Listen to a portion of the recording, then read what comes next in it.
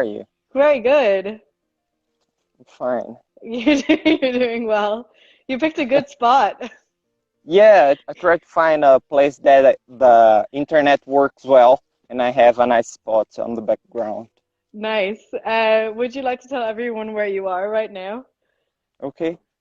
Hi, everyone. I'm Jonas from Brazil. I'm in the middle of a coffee farm today. Nice. And a little bit like, so usually what we ask at the beginning is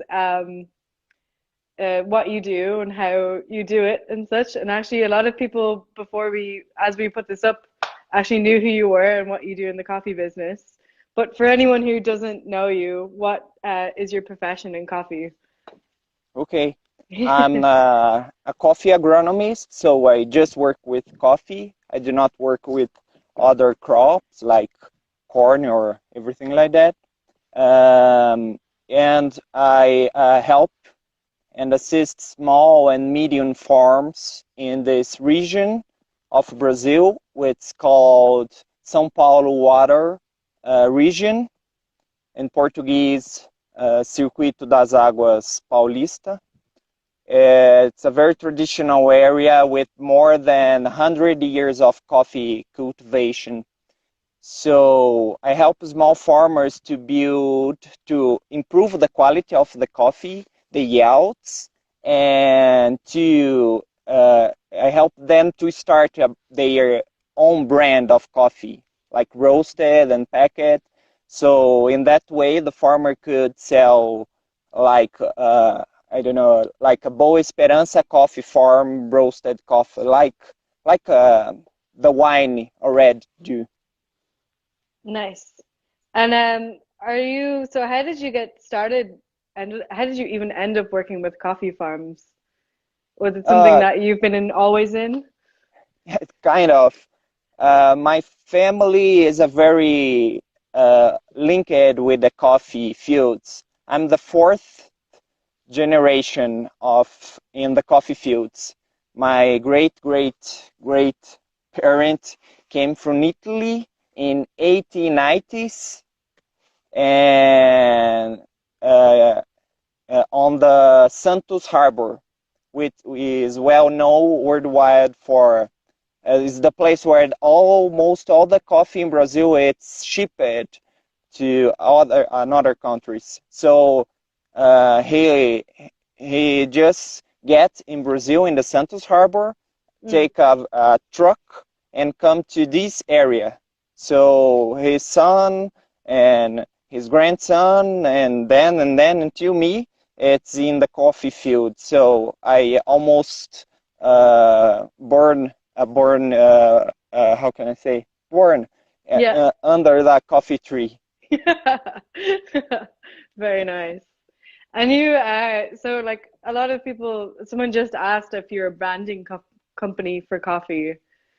You're more like you work with farmers and you said you work with like small and medium farmers. Yeah. How do you help them or how do you work with them? Um, I believe that coffee it's a whole system is kind of an integrated stuff. So since I started to work in the fields, I saw that farmers and roasters or baristas or even customers do not have a good link together. They do not understand together well. So this point, want high quality coffee with some how can I say flavors or something like that. But the producer don't know how exactly to do that, and they do not uh, uh, talk to each other well. So when I start to work with farmers, I in the agronomics fields, I go and learn how to cup, how to do the barista stuff, how to roast. So in that way, I could guide the farmers to deliver the beans that the customers want. Mm, Not like now. Usually farmers it's like a shot in the dark. They don't know exactly if the coffee will be good for the market or not. So I help them to do this kind of link between Yeah, all the parts of the coffee chain. nice. And do you find that a lot of farmers don't know anything about, do they drink a lot of coffee themselves? Would they drink a lot of Yeah, yeah, specialty? yeah. No, specialty is a kind of new trend in Brazil. It's not Yeah. like Japan or USA or Europe. It's something about I think 10 years the specialty coffee grow in Brazil because we are a big uh, coffee customer. Brazil is a Brazilian drinks about I think is the second biggest drinker in quantity. First is US and second is Brazil. Whoa. So, but we do not have a culture of drink specialty coffee for a long time, but the market is growing. Now I think is about 15 or 20% of the coffee in Brazil have high quality, Wow. and that's good because we are a huge producer. We produce like this year the forecast is 60 million bags. It's I think four times more than Colombia. So 15 and 20% is a lot of coffee. Yeah, it really is. So so now coffee farmers are drinking specialty coffee. They are understanding better what is a specialty because there is some kind of problem. The farmer don't know exactly what the specialty means. So with my farmers, I try to explain to them, teach them how to use the SCA protocol and how it works, and in the way that the farmer know what kind of coffee beans the farms have and what price he could sell this beans. Mm. And actually, someone just asked an interesting question there. What is specialty coffee? I guess for like people in like maybe barista or roasters, we would be go by SCA standards of like 80 plus on the SCA score. Like for Yeah, you, what would that be? What would your like specialty coffee be? I think for me the standard for Sky is good because we have a point that is easy to understand. But for me, specialty is a coffee have something that make it special. For Mm, example, if you have a coffee from, I don't know, like just woman work in the farm, or you have some kind of certification if the coffee is organic, or have some kind of uh, treat well the nature or something like that. For me, the coffee is specialty because have something beyond the coffee for itself. So I think if the coffee have something special in the history or a very antique area. For example, in Brazil, there are a place in Minas Gerais mm, with they harvest uh, area with the trees having more than 100 years old. So that makes the coffee specialty because it's not easy to find a place with trees with this age. So for me is that I understand the concept of specialty in that line. mm. And like, as in, is it coffee in that way would be like wine when you have vineyards that have trees that or vines that are old, like very, very old. Can that affect the outcome of the coffee as well? Yeah, the problem is the coffee is not really a tree. The Mm, coffee is a bush. So it's not made to live that long. So it's really hard to keep a coffee tree for 100 years. Just some varieties I work with one species of coffee. My skills is from coffee Arabica, but there Mm. is the coffee canephora, which is Robusta, known as Robusta too. So the coffee Arabica, most of the varieties like bourbon or geisha or pacamara, they do not live so long.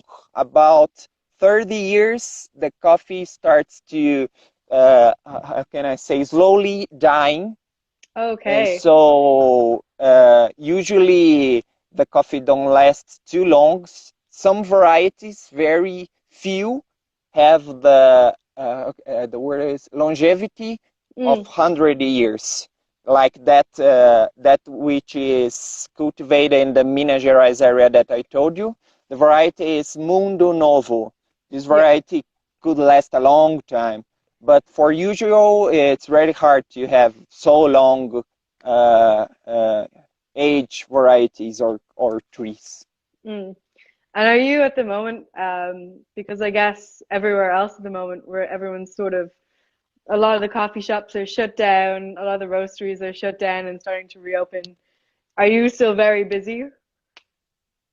Yeah, because I stop at work for about 2 months to see what I will do and talk with the farmers with I assist what they think is best for them first, because coffee is not like a shop or industry. The coffee field, the trees, the plants don't care if you not can go there. You cannot just close the door and say, "Hey, okay, stay Stay for one inside. month. Don't grow, don't get sick or something like that." So the coffee field is 24 hours, 7 days a week. So I still go to the farmers once a month to check the farmers that I assist to check if the coffee is well. So well, we take precautions.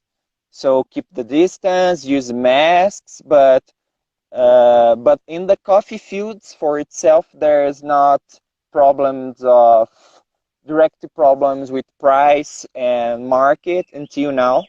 Mm. We are just having some problems in some areas in Brazil to find pickers because we are starting the harvest season now. So some pickers cannot move from another region to the coffee areas. So this could be a problem. The harvest, which usually take about 3 months, could take more than 3 months, about five maybe, if you Oh don't wow. have enough people to pick the coffee in the right time. Because it's the same. The coffee don't care if you do not pick. The coffee go and ripe, and so you have to take it out of the field to make money. So farmers are worried about that if they will find pickers to take the coffee out of the trees. Yeah, because I think you just one of your articles just got published on Perfect Daily Grind about this. Yeah, Yeah, yeah. I did one from Perfect Daily Grinding, one for Daily Coffee News from Roast Magazine. I think yeah, that one is from about COVID and harvest. yeah. And are you, someone just asked a question, I guess, because we always think of coffee in the sense of like maybe after roast, but someone's asking for you when you're on farms, what makes the coffee expensive and others less expensive? Okay, in terms of quality or costs? I guess you could say we could ask both. Okay. Yeah. Okay, the coffee, Brazil is a huge country, so we have dozens of coffee areas, coffee regions, and so it's like this region that I work. We don't have so many machines to Mhm. harvest the coffee to pick, so we use pickers to work here. Yeah. For example, this farm that I work now, is the biggest one that I work, and we have 300,000 coffee trees in this Wow. farm. And the farm have, I put some, no, write something down, uh, 400 acres. It's almost half square mile of land. So it's a half the size of the Central Park with coffee. Wow. So we need about 40 pickers to come here in the harvest season and pick the coffee. So Hmm. that makes the beans very expensive because it's a lot of people to work. And during the year, we use 14 people to take care of the coffee with the management, the weed, the prune, the fertilization.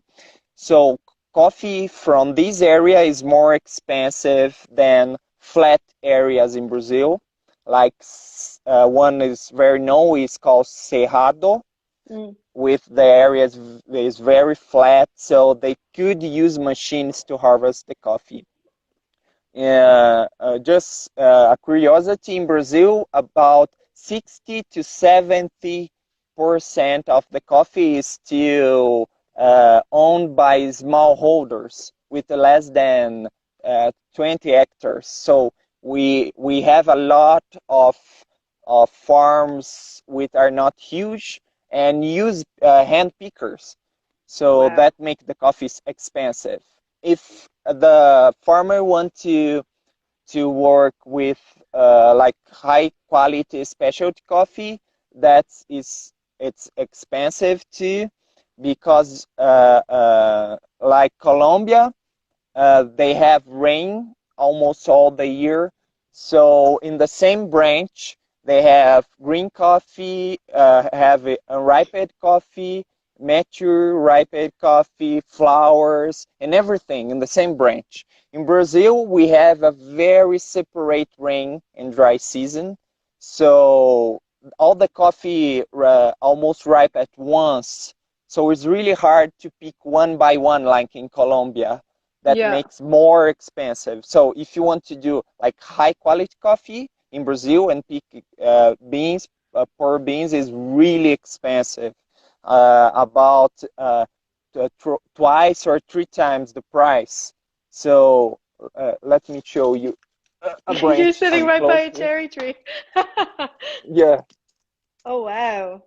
you see, we have like very unripened, very ripened, Yeah. some some very done for picking, like this really red thing. Yeah. So in And like, Brazil, it's not easy to do the the select berry per berry. So we try to do just small parts. That's why it's really hard to harvest like all the Brazilian um, coffee with high quality, like Colombia. yeah. So we do about, usually my farms, we have about 30 to 40% if works well, but we will have not specialty graded coffee. It's impossible to have 100% of specialty. Yeah. And what kind of trees are around you or bushes are around you right now? What variety? This is Catuai. Katuai. Yes. Yeah, My the favorite. red Catuai. This area have, this farm have 9 varieties of coffee.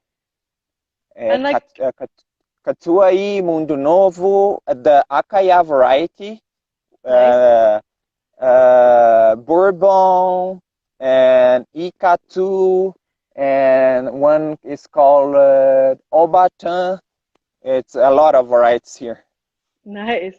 And can you plant them all together or do you like completely, have you got them to separate them from each other, Yeah, the crops? we here in that farm and almost all farm, it's good to separate the varieties because each variety have a different characteristic of architecture or time that the variety is ready for picking. Some varieties are late varieties, some are medium. So even the quality of the cup is different from variety to variety. So the farm separates. Each area have a different variety. Mm. And someone just asked, I think we've already offered the coffee bush one. Now that like harvest might take twice as long, do you think it's going to affect how the quality of the cup? Like, do you think it's going to affect how the coffee is going to taste? Yeah, could affect if we have now during the harvest season in Brazil is really dry. We Mm, are getting into the which called winter, but you know in Brazil is never too cold, but it means that's really dry now. So if the coffee take more to be picked on the tree, and the dry season it's really dry, the quality will not be affected if the take a long time to take out the tree. But if we have some rains sometimes, because you know now the climate's crazy, so sometimes we have a long time rains in the dry season, mm, so that maybe could affect the quality of the coffee, because the water, the rain spoiled the quality of the coffee. It start to grow mold and things like that. okay. And for you, like when you're working with a farmer, what do you recommend? Like, what process do you usually recommend them to use, or do you have them experiment a bit? Yeah, we in Brazil is the natural is it's more common on the farm, so we do not have like washed coffee like in Colombia. Hmm. It's because the season is dry, so we don't need to take the peel out to dry the coffee. In Colombia, they have a lot of rain, so if the coffee stay natural, it's more hard to dry the coffee due to the humidity of the air. Yeah. So in Brazil, most of the farmers have the naturals, which I like more because I think the profile is very complex, very dense, and but the natural is uh, very hard to do a good quality coffee. It's not easy because the berry, the bean, have all the sugar inside the peel, so it's easy to ferment, Mm. which is not desirable fermentation, the kind of not desirable fermentation. So I usually some farmers of mine, about two now, are uh, pulping the coffee, but just a part, and but almost 70%, which the farmers that I work with naturals. And like a lot of the farmers that come to you, would they be brand new farmers, or would they be kind of people who are coming from like a family lineage of like farmers, or is it like a mix of people that are coming to you?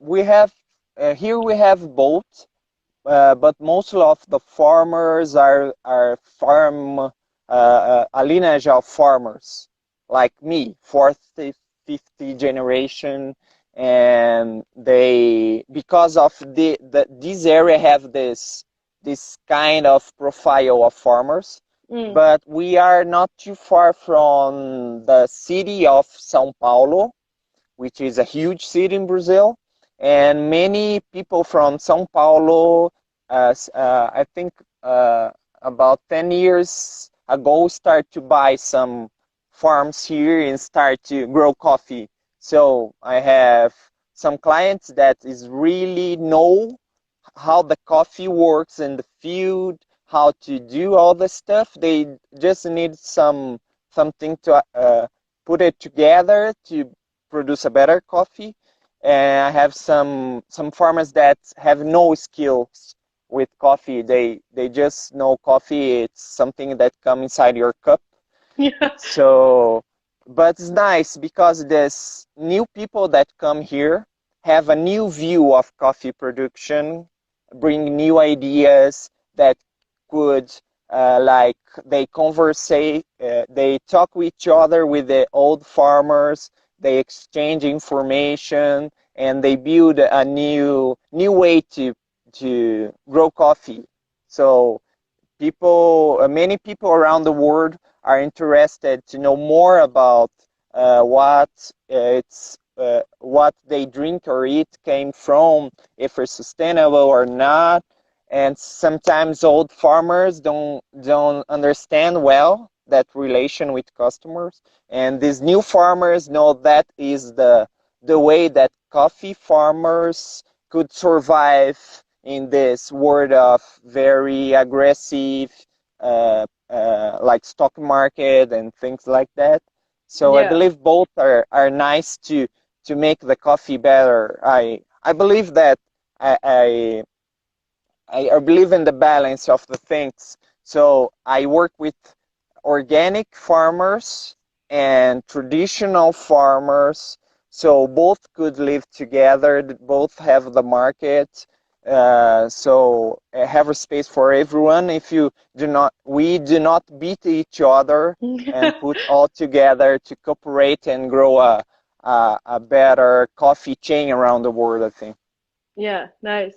And I gotta say for myself, when I went to Sao Paulo, I was always amazed by like how actually all the baristas, all the roasters, and all the farmers seem to know each other. Because I saw like an AeroPress competition. There was farmers who'd brought their own coffee and were competing with it.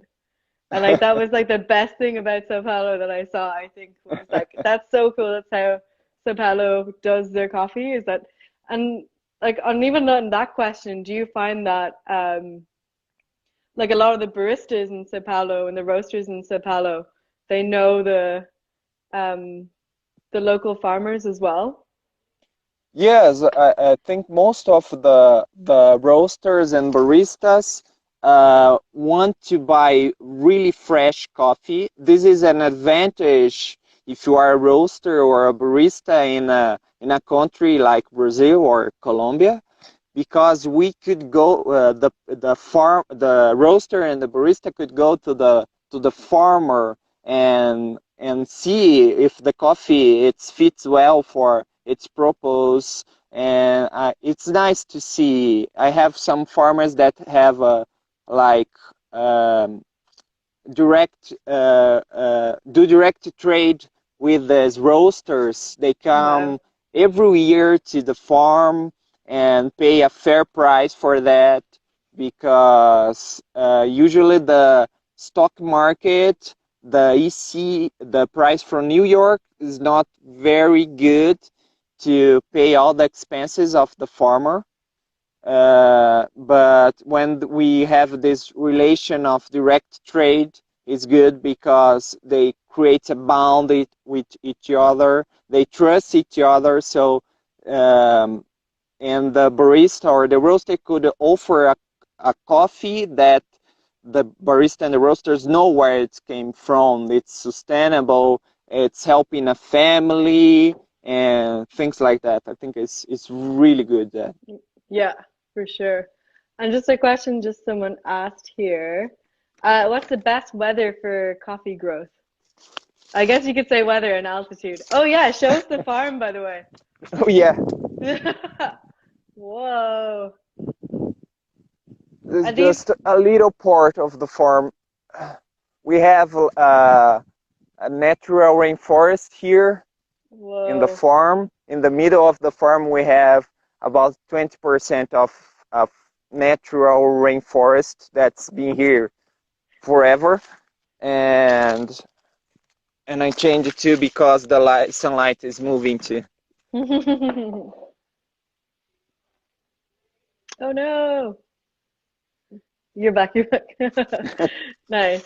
Sorry, Uh, can you ask the question again? Someone just asked what's the best weather for coffee growth? I guess it would be like weather and height, I would include with it. The best weather. I think the coffee we have some.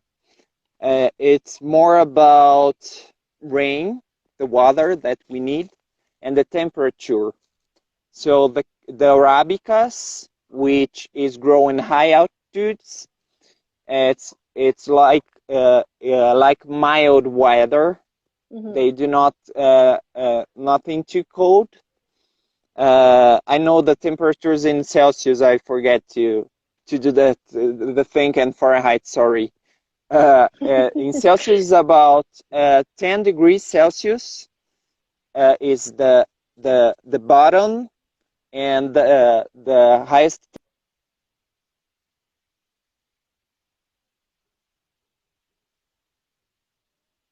I think you cut out for a little bit. Oh no.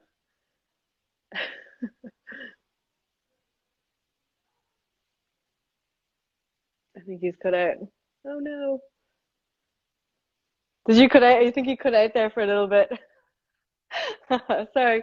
We're gonna have to ask you again. Okay. So yeah. Oh, thank you. Someone do the conversion over here. Yeah. So Please. so that 10 degrees bottom, third 4 degrees the top temperature that coffee could works well. That's why probably some people on the live know that California have some experiments in planting coffee in the continental USA. And during the winter time, they have to put like covers to the coffee so the trees do not freeze. Here in Brazil, usually we have a mild temperature.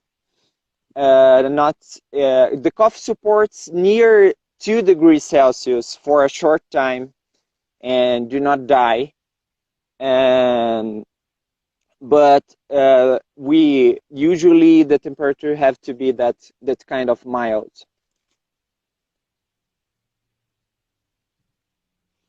So the question of like you always talk about farming and Brazilian coffee, but what's your favorite type of coffee to drink? Espresso or pour over or something like that?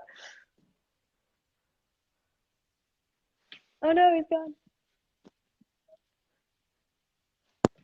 Okay, can you hear me? Yeah, I can hear you. Okay. So I think pour over is the best kind of coffee that I've been liking now.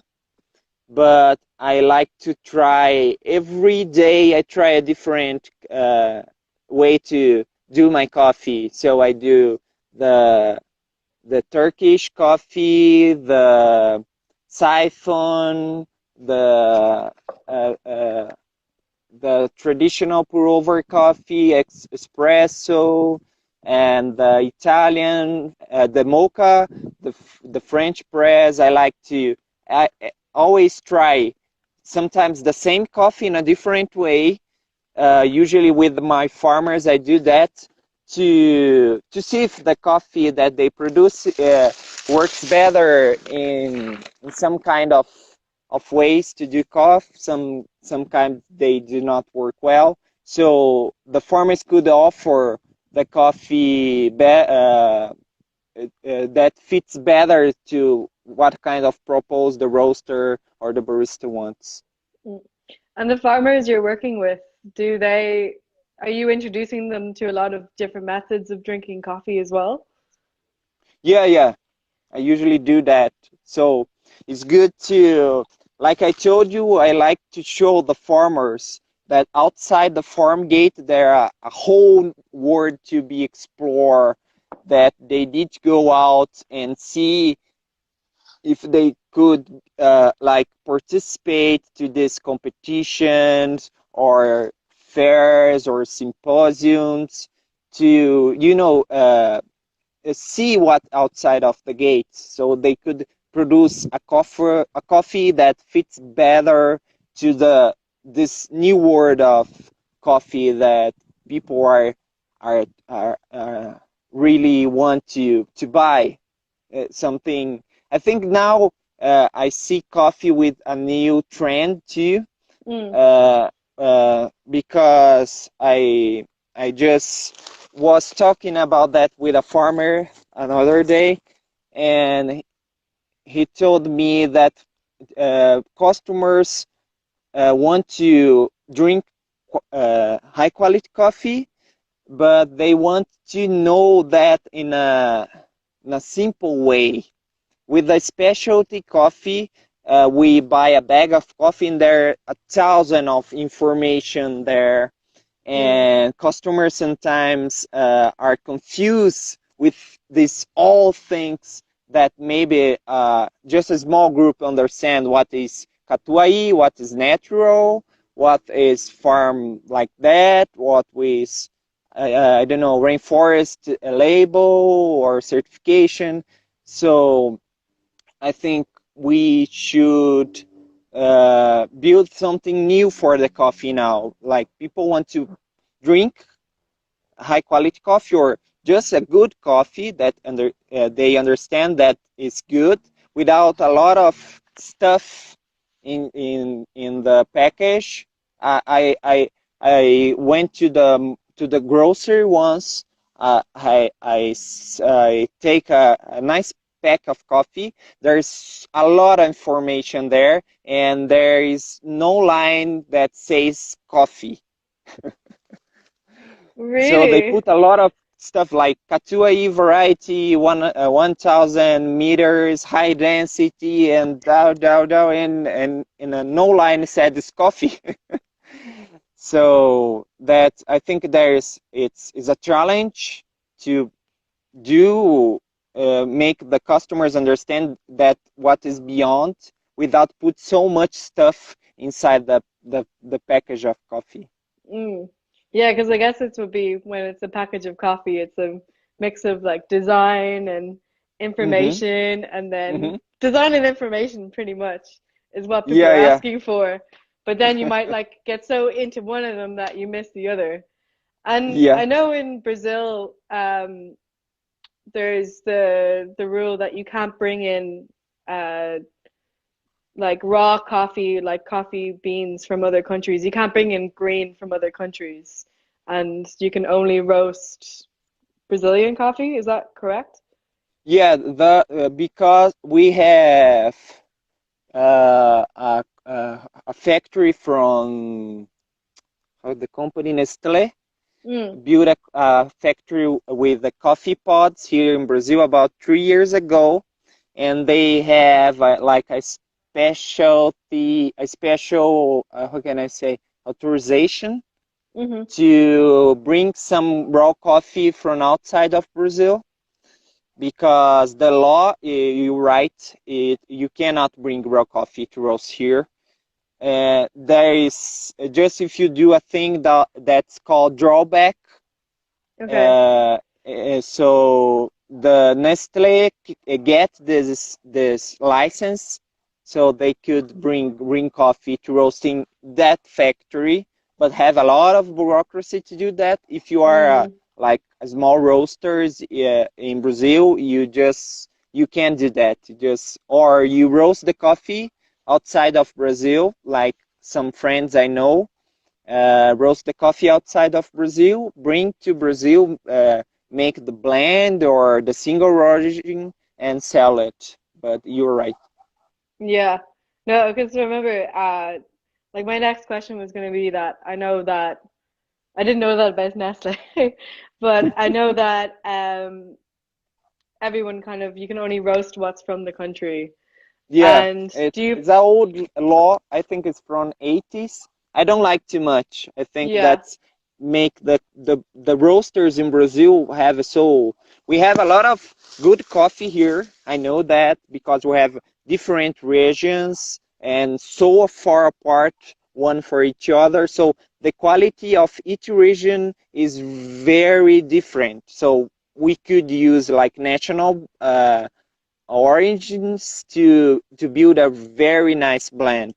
Mm, So if you think to be more competitive in the industrialized coffee like Germany, for example, Brazil should allow green coffee to come, and the companies could come here and roast the coffee here and to have so bring more jobs instead of just ship green coffee to Germany or anywhere else and roast the coffee there.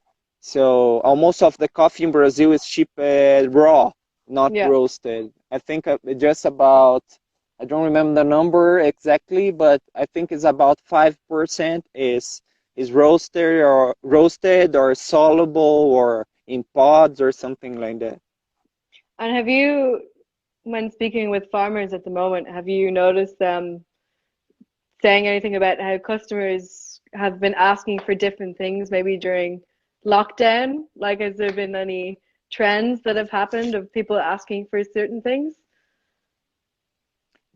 Sorry, can you repeat? Like, so during like lockdown, have you seen that farmers have been asked different things, or they're asking you different things at the moment? Because of the lockdowns? Hmm. Oh, okay. No, about that, we just have some lockdowns in the north of Brazil, and in the São Paulo state, that the things are not good now. Mm. The COVID are growing, but they are more worried about the São Paulo city, like could happen the same that happens in London and New York. In the countryside, like here, the city have 25,000 people living here, so it's not a huge city. We have just a few cases, so about, I think here in this city about 5 cases Okay. since the beginning. So the farmer are still not too worried about about the lockdowns and stuff until now. We don't know the future, uh, but all the storage and things are closed, so we do not have so many people walking around. We are the small cities are having low rates of people with COVID, so farmers are not too worried now. Yeah. And as someone from who's kind of working more with producers and kind of the early chain of coffee, how do you think this kind of worldwide lockdown is going to affect the coffee industry at the moment? Yeah, this is I don't know if the problem for me is that now in Brazil we will harvest a huge um, we will have a nice season with 60 million bags, but we need all that all the coffee chain works well for that. Mm. Like I write in the Daily Coffee News, we have problems. Maybe is we will be hard to the coffee to go out of the farm until the harbor, and we don't know if in the harbor there are enough people working to ship the coffee from United States or Europe or Japan.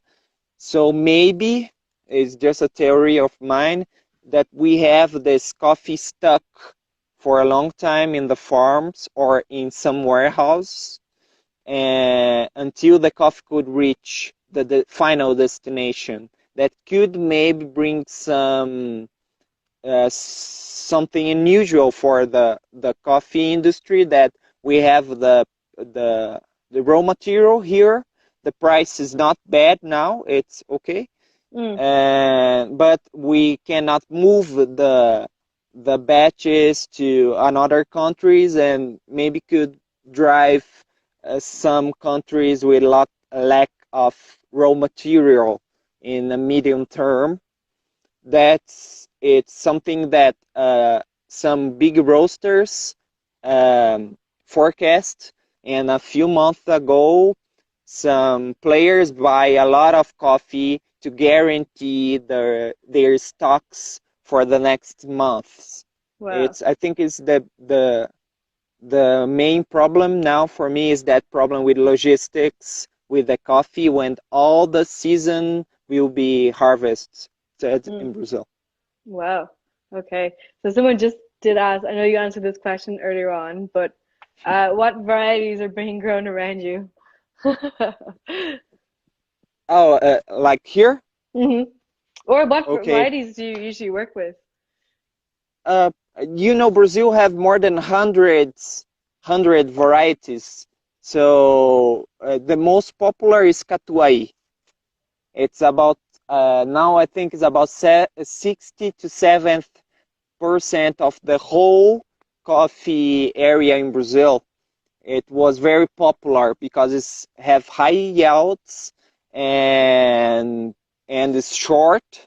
It's not tall, Mm. and the quality of the beans are very good, and producers are comfortable with the Catuai. Even it's an old variety, and people start to change to new varieties which have resistance to disease and plagues, and that's good because if the variety is natural resistant for some kind of problem, you don't need to use any kind of agrochemical to Yeah, treat it.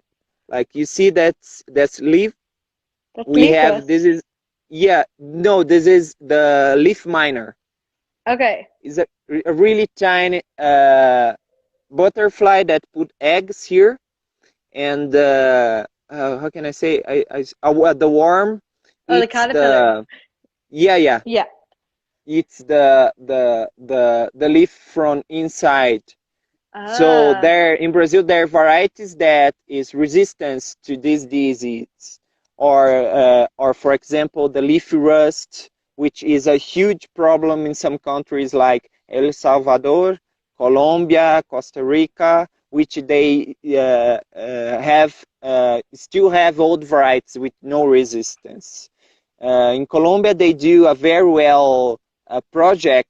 They are changing the old variety, which is known as Caturra, and they're planting a new variety. It's called Castillo or Seni Cafe 1, which is resistant to coffee leaf rust and make the coffee field more productive with better yields, and the producer don't need to use a lot of chemicals to avoid this disease. So it's good to renew too. mm. So someone was just asking if you could pick a like a berry off the tree and then Okay, like maybe show us the inside. okay.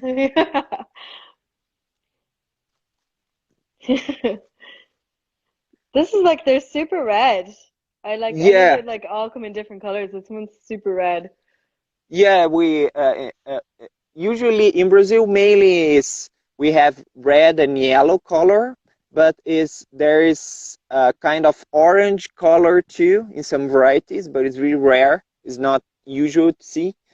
Inside the berry, this is a fruit. Mm. So we have sugar and seeds. But instead of eating the pulp, we we drink You the drink the seeds. seed. Yeah, it's weird. If we did But this with cherries, it would be so odd. yeah, but the cherry is really sweet, really sweet. It's more sweeter than an apple, like red delicious. It's a variety of apple which is very sweet, right? Mm. Yeah. So it's even sweeter than red delicious. So we have the both seeds over here. Let me see. Mm. Oh, oops. Really very slippery, Yeah. and all the poopy it's around, and the another one is here. Yeah. Oh, crazy. Nice. And you could chew. Inside is very sweet. Yeah. And like, do you think that the flavor of the cherry corresponds to the flavor of the coffee later on? N- Not at all. It's Not at all. just sometimes in naturals you could feel that really like raising flavor, very sweet and something like which is very ripe. You know, it's sometimes in naturals and washed coffee, not too much. Hmm. But if someone wants to try, I know in the United States, yeah, you could buy the cascara, which is the dried uh, peel. Coffee cherry, yeah. Yeah, which is very kind of similar, but the fresh flavor of the cherry is more like a melon, Mm. kind of a little bit more sweet, like cantaloupe melon. Oh, nice.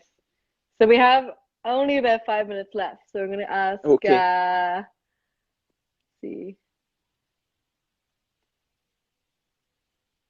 So what would be the size of the harvest are you expecting this year? I guess from even the farm you're on right now. okay. Yeah. Uh, I need some. You got your notes. Yeah. This year we will harvest about 2,200 bags of coffee. Each bag have 132 pounds about. Wow. So we will harvest of raw coffee 300,000 pounds of green coffee. Wow. If you roast that coffee, it's about 15 million cups of coffee in just one farm. Oh God. If a lot of coffee, I can't drink at all, everything at once. Yeah, no. If we use the average of U.S.